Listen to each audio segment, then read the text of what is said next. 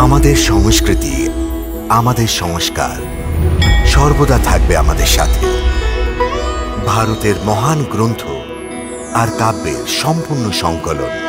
Subscribe করুন তিলক।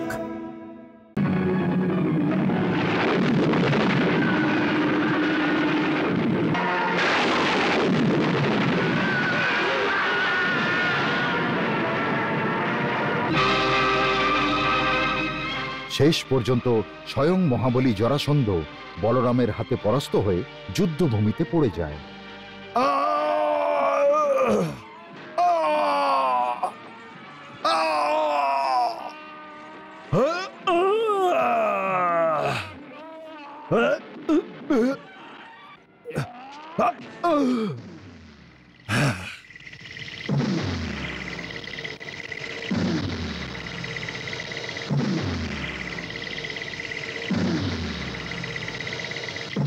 জরাসন্ধ ওই হার এবং অপমানকে এখনো পর্যন্ত ভুলতে পারেনি। তাই সেই সময় রাজ সিংহাসন ত্যাগ করে সন্ন্যাস ধর্ম গ্রহণ করতে চেয়েছিল, কিন্তু তার বন্ধুরা তাকে সাহস প্রদান করেছিল যে আগামী বছর আবার প্রস্তুতি নিয়ে মথুরার ওপর আক্রমণ করব।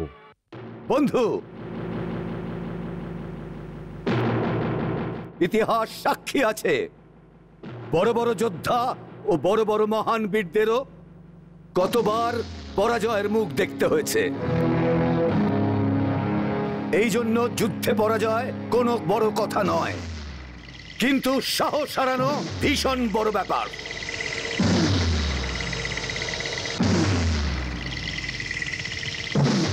একবার যুদ্ধে হারার পরও দ্বিতীয়বার বিজয় অর্জন করা যায়,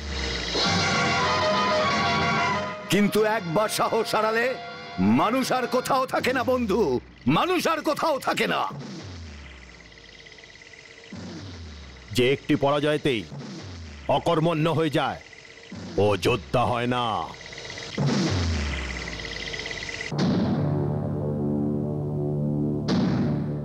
যদি যোদ্ধার মনে জেতার জন্য দৃঢ় সংকল্প থাকে, তাহলে 100 বার হারার পরেও 101 বার জয়ী হতে পারে।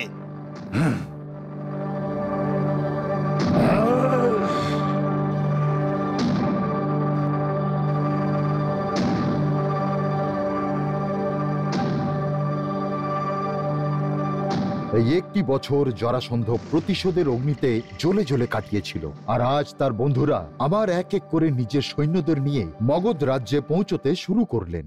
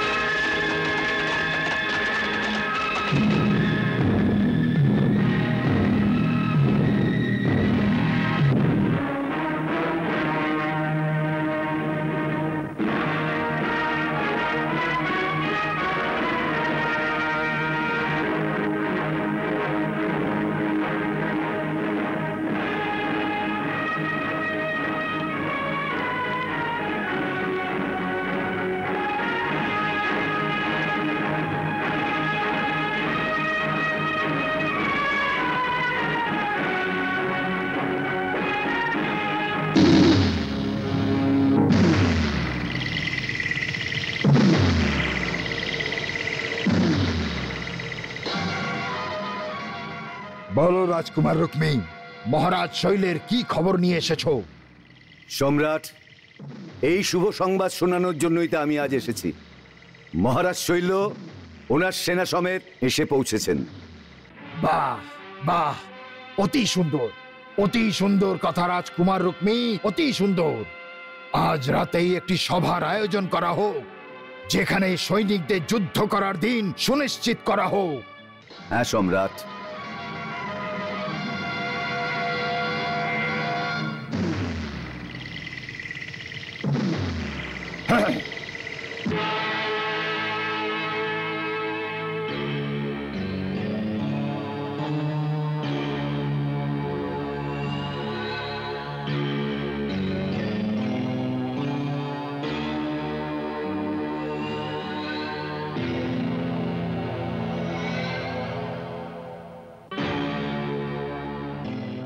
আমাদের যুদ্ধের দিন নিশ্চিত করা উচিত। এই ব্যাপারে রাজপুরোহিতের এটাই বলার আছে, এই পূর্ণিমাতে যদি মথুরার উদ্দেশ্যে প্রস্থান করা যায় সফলতা অবশ্যই মিলবে।